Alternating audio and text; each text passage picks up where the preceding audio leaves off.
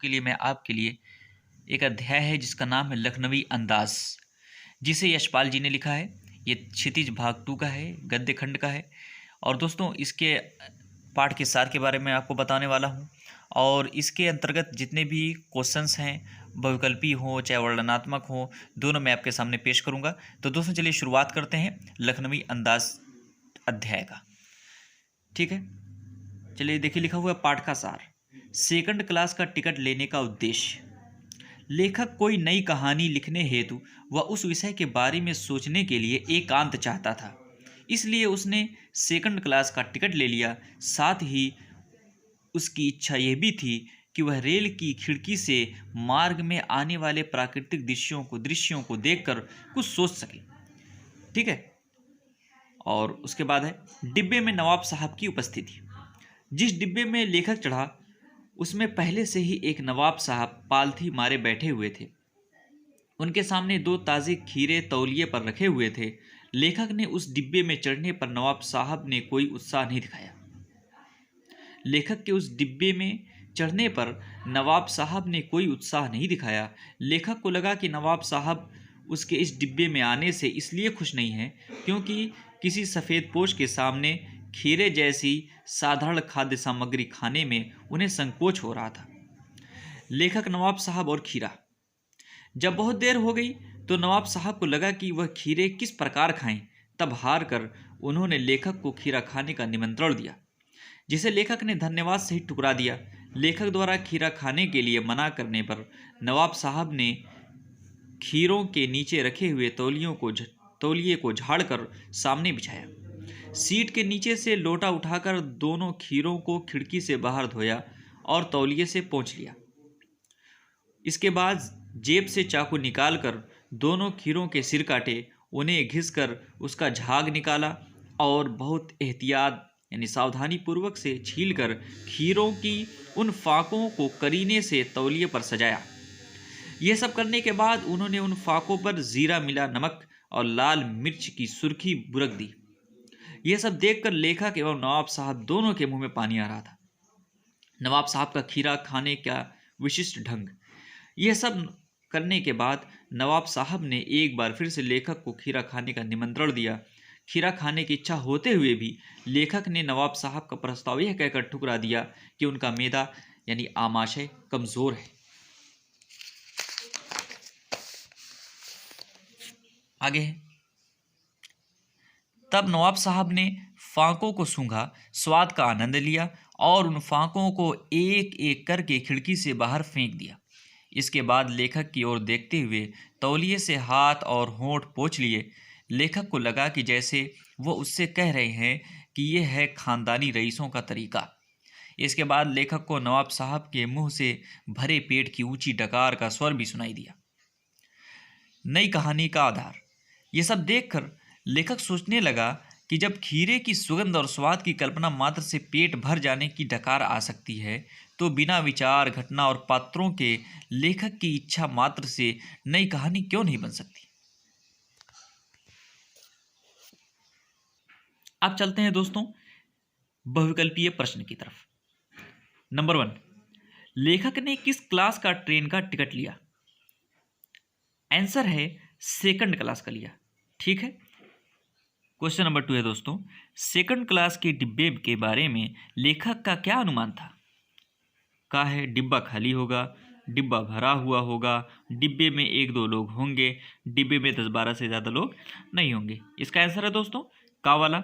Second class के डिब्बे के बारे में लेखक का अनुमान था कि डिब्बा खाली होगा। नेक्स्ट है नंबर 3 है दोस्तों, डिब्बे में पहले से ही कौन बैठे थे? का लेखक के पुराने मित्र, खा लेखक के एक रिश्तेदार, गा लखनऊ की नवाबी नस्ल के एक सफ़ेद पोश सज्जन, घा लेखक के माता पिता। इसमें दोस्तों जो आंसर है सही है वो है गा वाला। डिब्बे में पहले से ही लखनऊ की नवाबी नस्ल के एक सफ़ेद पोश सज्जन बैठे थे। नंबर 4, नवाब साहब के सामने तौलिए पर क्या रखे थे? का 2 ताज़े खीरे, चिकने खीरे, खा 2 ताजे सेब, गा 2 दर्जन केले, घा अनानास। तो दोस्तों इसमें जो आंसर सही वो है का 2 ताजे चिकने खीरे। नंबर 5, लेखक के आने पर नवाब साहब की आंखों में क्या दिखाई दिया? का लेखक से बात करने की उत्सुकता, खा लेखक से मित्रता करने की खुशी, गा लेखक के आने से संतोष, घा एकांत चिंतन में विघ्न का असंतोष। इसमें दोस्तों जो आंसर है वो है घा, लेखक के आने पर नवाब साहब की आंखों में एकांत चिंतन में विघ्न का असंतोष दिखाई दिया है। ठीक है, यानी एकांत चिंतन में विघ्न का असंतोष। छठवां है, खीरे को अपदार्थ वस्तु क्यों कहा गया है? का खीरा आसानी से मिलने वाली सामान्य वस्तु है, खा खीरा मुश्किल से मिलने वाली असामान्य वस्तु है, गा खीरा खाने में लजीज होता है, घा खीरा पेट में अपच कर देता है। इसमें दोस्तों जो आंसर है वो का खीरा आसानी से मिलने वाली सामान्य वस्तु है, इसलिए खीरे को अपदार्थ वस्तु कहा गया है।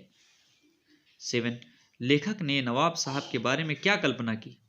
का अकेले यात्रा करने के लिए सेकंड क्लास का टिकट खरीदा होगा, खा वे नहीं चाहते होंगे कि कोई अन्य उनके डिब्बे में चढ़े, गा किसी दूसरे के सामने खीरे कैसे खाएं, घा उपरोक्त सभी। इसमें दोस्तों जो आंसर सही वो है घा वाला, उपरोक्त सभी। 8वां नंबर है, नवाब साहब की कौन सी बात लेखक को अच्छी नहीं लगी? सहसा भाव परिवर्तन, ज्यादा घमंड करना, लेखक को देखकर असंतोष दिखाना, नवाब साहब का खीरा खरीदना। इसमें दोस्तों जो आंसर है वो है का वाला, सहसा भाव परिवर्तन। नंबर 9, लेखक के अनुसार लखनऊ स्टेशन पर खीरा बेचने वाले खीरे के इस्तेमाल का तरीका कैसे जानते हैं?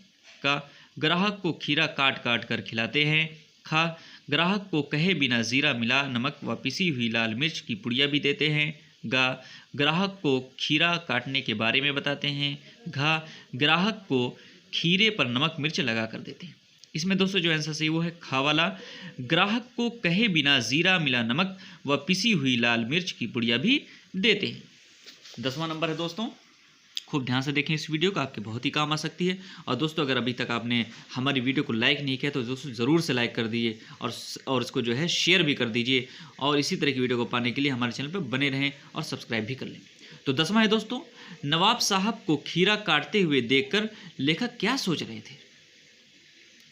का खीरा देखने में तो लजीज लग रहा है, खा मियाँ रईस बनते हैं लेकिन लोगों से बचने के विचार में असलियत पर उतर आए हैं, खीरे में नमक मिर्च डालने से खीरा पनिया गया है, नवाबों के शौक भी अजीब होते हैं।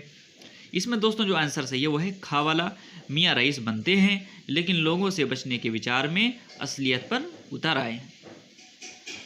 11, लेखक ने नवाब साहब के पूछने पर भी खीरा क्यों नहीं खाया? का आत्मसम्मान के कारण, खा वे खीरा नहीं खाते थे, गा खीरे अच्छे नहीं थे, घा घमंड के कारण। का है आत्मसम्मान के कारण। ठीक है दोस्तों, इसका आंसर का वाला। नंबर 12, लेखक ने नवाब साहब को क्या कहकर खीरा खाने से मना किया? का मैदा भी ज़रा कमज़ोर है, खा तलब महसूस नहीं हो रही, गा किबला शौक फरमाएं, घा ये सभी। इसमें दोस्तों जो आंसर सही है घा वाला, ये सभी। नंबर 13, नवाब साहब ने खीरे को कैसे देखा? का घृणायुक्त आंखों से, खा सतृष्ट ललचाई आंखों से, गा गर्भयुक्त आंखों से, घा शुष्क आंखों से। खा वाला इसमें आंसर सही है, सतृष्ट ललचाई आंखों से। नंबर 14, नवाब साहब ने खीरे का स्वाद कैसे लिया? खीरे को सूंघकर व आनंद में, पलके मूंद कर, खीरे को खाकर, खीरे की ओर देखकर, खीरे को जीभ से चाटकर। इसमें दोस्तों जो आंसर सही है वो का वाला, खीरे को सूंघकर व आनंद में, पलके मूंद कर।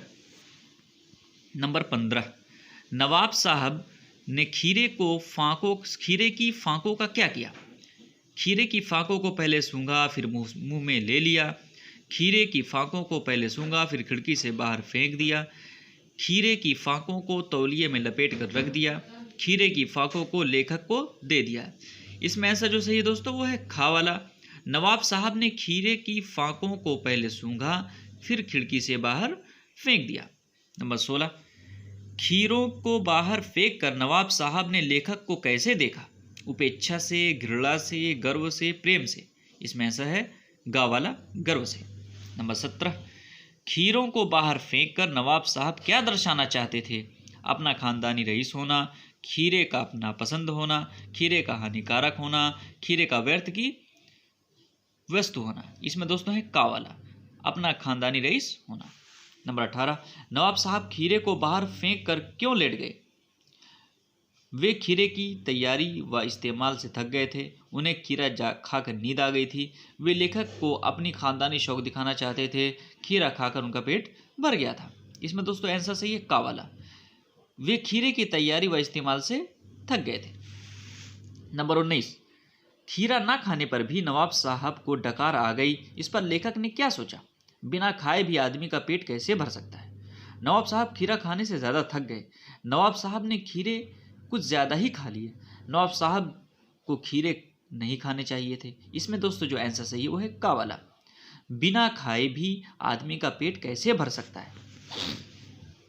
नंबर 20, लेखक ने नई कहानी के लेखक कैसे लोगों को कहा? जो केवल खीरे को सूंघकर ही फेंक देते हैं, जो बिना खाए ही पेट भर लेते हैं, जो बहुत सी घटनाओं व पात्रों के साथ कहानी लिखते हैं, जो बिना विचार घटना तथा पात्रों के ही कहानी लिख डालते हैं। इसमें दोस्तों जो आंसर सही है वो है घा वाला, जो बिना विचार घटना तथा पात्रों के ही कहानी लिख डालते हैं।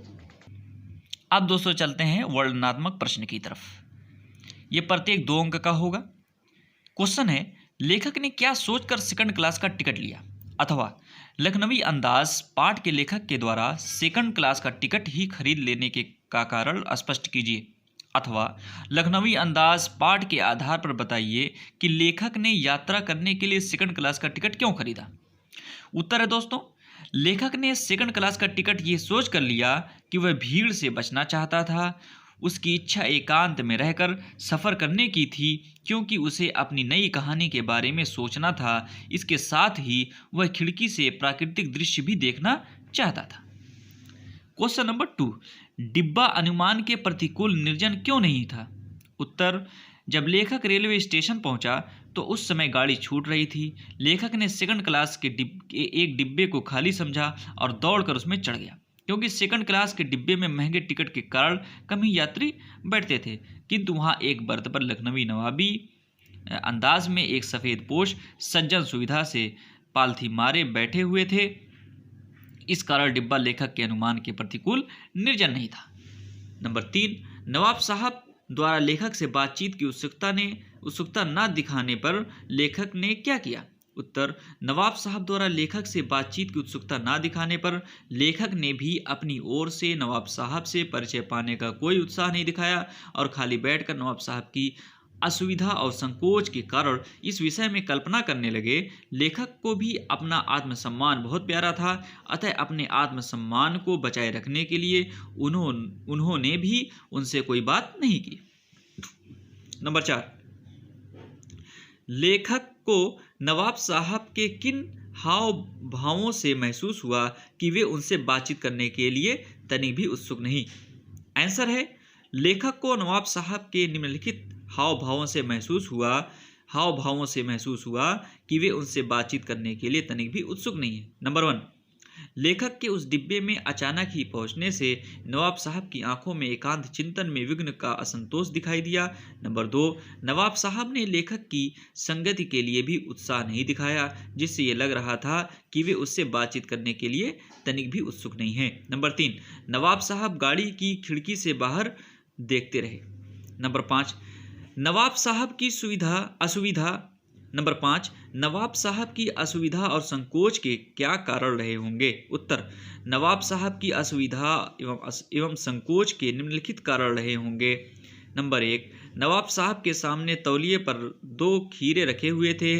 हो सकता है लेखक के कारण वे खीरे जैसी अपदार्थ वस्तु का शौक करते देखे जाने से संकोच में हो। नंबर 2, नवाब साहब ने किफ़ायत के विचार से सेकंड क्लास का टिकट खरीद लिया हो और अब यह नहीं चाहते हों कि शहर का कोई सफ़ेद पोश उन्हें सेकंड क्लास के डिब्बे में सफ़र करता देखे। नंबर 6, नवाब साहब द्वारा उन खीरों की फांकों को करीने से तौलिए पर सजाने का कारण बताइए। उत्तर है, नवाब साहब ने चाकू से दोनों खीरों के सिरों को काटकर उनका कड़वापन दूर किया। इसके बाद उन्हें बहुत एहतियात यानी सावधानी से छीलकर उनकी फांकों को करीने से तौलिए पर सजाया, जिसका कारण यह था कि वह एक नवाब थे और उनका हर कार्य सलीके तरीके से होता था। वह किसी भी कार्य को जल्दबाजी या असुविधाजनक तरीके से नहीं करना चाहते थे। नंबर 7, नवाब साहब ने खीरे में नमक आदि बुरक कर क्या किया? उत्तर है, नवाब साहब ने खीरे में जीरा मिला नमक आदि बुरक कर लेखक से खाने के लिए पूछा, किंतु उनके द्वारा विनम्रतापूर्वक मना कर देने पर नवाब साहब ने अपनी सतृष्ण आँखों से नमक मिर्च के संयोग से चमकती खीरे की फांकों की ओर देखा। खिड़की के बाहर देखकर उन्होंने एक लंबी सांस ली और खीरे की एक फांक उठाकर होठों तक ले गए और फिर फांक को सूंघकर खिड़की से बाहर फेंक दिया।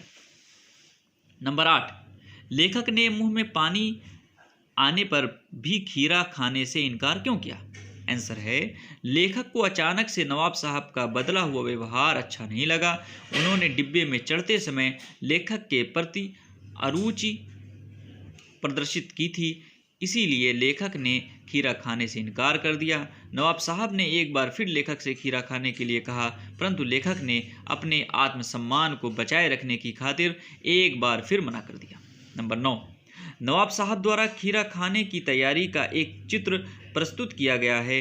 इस पूरी प्रक्रिया को अपने शब्दों में व्यक्त कीजिए, अथवा खीरा काटने में नवाब साहब की विशेषज्ञता का चित्रण अपने शब्दों में कीजिए। उत्तर है, ये दोस्तों सीबीएसई 2019 में क्वेश्चन आया हुआ था, आप देखते रहें, मैं बताना आपको भूल गया, ठीक है, बता नहीं पाया। ये सारे जितने भी आपको मैंने आंसर भी बताए हैं, सबके सामने देखिए लिखा हुआ है, ये एनसीईआरटी के या सीबीएसई के ये किस जो है सन में ये आया हुआ था क्वेश्चन, ठीक है। उत्तर है, सेकंड क्लास के एकांत डिब्बे में बैठे नवाब साहब ने अपने सामने बिछे हुए तौलिए पर दोनों खीरों को रखा, उसके बाद पानी से उन्हें धोया, फिर उसे तौलिए से पोंछने के बाद अपनी जेब से चाकू निकाला और दोनों खीरों के सिरों को काटकर उन्हें गोद लिया। तब नवाब साहब ने दोनों खीरों को बहुत सावधानी से छीला और उनकी फांकें काटकर उसे तौलिए पर सजा दिया। उसके बाद जीरा मिला नमक और बारीक पीसी हुई लाल मिर्च की सुर्खी खीरों की उन फांकों पर बुरक दी। इसके बाद एक एक करके उन फांकों को उठाते गए और उन्हें सूंघकर खिड़की से बाहर फेंकते गए। ये सब करते समय उनके मुंह में खीरे के स्वाद की कल्पना से ही पानी आ रहा था। तो दोस्तों वीडियो लंबी होती जा रही है, एक एक करके मैं आपको सुना रहा हूँ, इसलिए वीडियो को शॉर्ट करने के लिए अब मैं क्या करूँगा, आपके सामने जो है बस क्वेश्चन पढ़ दे रहा हूँ, आंसर आपके सामने वीडियो में रहेगा, ठीक है। नवाब साहब ने खिड़की के बाहर देखकर दीर्घ निःश्वास क्यों लिया? दोस्तों आंसर देख लें, ठीक है, वीडियो को रुक करके आप जो है इस आंसर को पढ़ सकते हैं। नंबर 11, अचानक ही नवाब साहब ने खीरे को फांकों की खिड़की से बाहर फेंकना शुरू कर दिया। क्यों शुरू कर दिया? आंसर आपके सामने, ठीक। नंबर 12, नवाब साहब ने गर्व से गुलाबी आंखों द्वारा लेखक की तरफ क्यों देखा? इसको भी आप दोस्तों इसका आंसर देख लीजिए आप। नंबर 13, नवाब साहब खीरे खाने की तैयारी और इस्तेमाल से थककर लेट गए। इस पंक्ति में निहित व्यंग्य स्पष्ट कीजिए। इसका भी आंसर आप देख लें, 2012 में आया हुआ था। नंबर 14, नवाब साहब ने खीरा खाया ही नहीं तो उनकी ओर से डकार की आवाज़ किस प्रकार सुनाई दी? इसका भी आंसर दोस्तों आप वीडियो को रोक करके खूब अच्छे से देख लीजिएगा। वीडियो लंबी ना होने पाए, लंबी होती जा रही, इसलिए मैं इसको इस तरह से कर रहा हूँ आगे, ठीक है। नंबर 15, लेखक के ज्ञान चक्षु किस प्रकार खुल गए? इसका भी आंसर दोस्तों आप देख लें खूब अच्छे से। नंबर 16, लखनवी अंदाज के पात्र नवाब साहब के व्यवहार पर अपने विचार लिखिए। इसका आंसर आपके सामने है, वीडियो को रोक कर देख लें। नंबर 17, बिना विचार घटना और पात्रों के भी क्या कहानी लिखी जा सकती है? यशपाल के इस विचार से आप कहाँ तक सहमत हैं? आप इसको भी जो है पॉज करके देख सकते हैं। नंबर 18, लखनवी अंदाज रचना में नवाब साहब की सनक को आप कहाँ तक उचित ठहराएंगे, क्यों? इसका भी आंसर आप देख सकते हैं रोक करके। नंबर 19, लखनवी अंदाज कहानी नवाब साहब के माध्यम से नवाबी परंपरा पर व्यंग्य है, स्पष्ट कीजिए। इसका भी आंसर दोस्तों आप खूब आसानी से खूब अच्छे से देख सकते हैं। तो दोस्तों ये था वर्णनात्मक प्रश्न का जो है मामला। तो दोस्तों उम्मीद करता हूँ आपको वीडियो पसंद आई होगी। और दोस्तों ये तो जो है हमारा जो था ये अध्याय 1 था। इसी से मैं जो है हिंदी का जितना भी जो है अध्याय है सबका बनाऊंगा, ठीक है, चाहे वो गद्य का हो, चाहे वो काव्य का हो, जो भी हो, ठीक है, वो मैं आपको उसके बारे में आपको बताता रहूँगा। और दोस्तों इसी तरह की वीडियो को पाने के लिए हमारे इस वीडियो को लाइक करें, शेयर करें और हमारे चैनल को सब्सक्राइब भी कर लें।